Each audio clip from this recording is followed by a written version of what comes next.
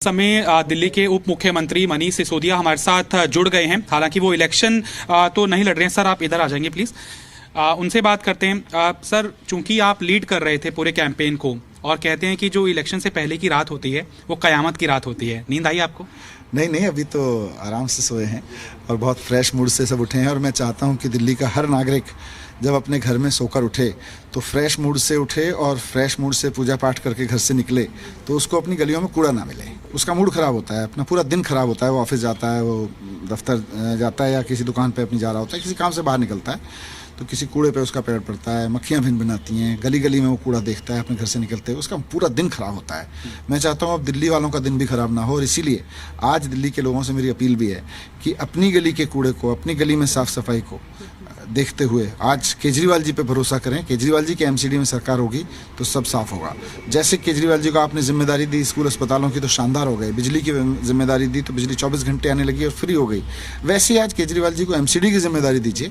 MCD के सारे काम केजरीवाल जी आपके भाई, आपके बेटे, आपके परिवार के सदस्य की रूप में कराएंगे।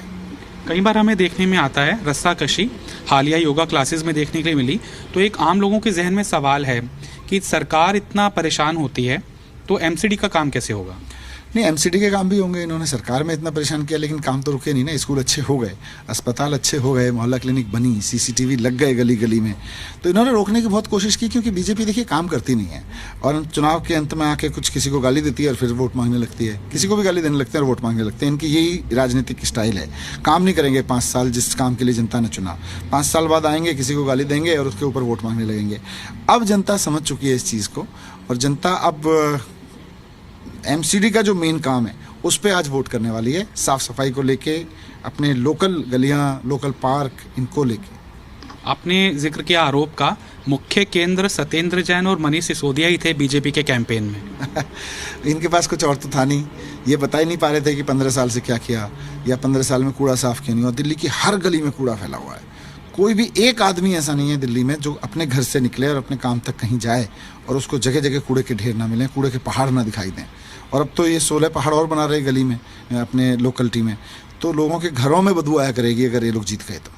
54% मतदान हुआ था और अमूमन मार्च अप्रैल में, मई के अंदर चुनाव होते हैं। सर्दियों में चुनाव होने का आपको असर दिखता है? नहीं, अच्छा है, मौसम अच्छा है तो ज़्यादा से ज़्यादा लोग वोट डालने जाएं और हर व्यक्ति इस कमिटमेंट के साथ जाए कि मैं 15 साल के भारतीय जनता पार्टी के जो कूड़ा वाला शासन था अब कूड़ा मुक्त दिल्ली बनाने के लिए वोट कर रहा हूँ। एक आखिरी कुछ सवालों में, बीजेपी के कैंपेन को आप किस तरह से देखते हैं? क्योंकि वो बहुत एग्रेसिव लाइन के ऊपर था।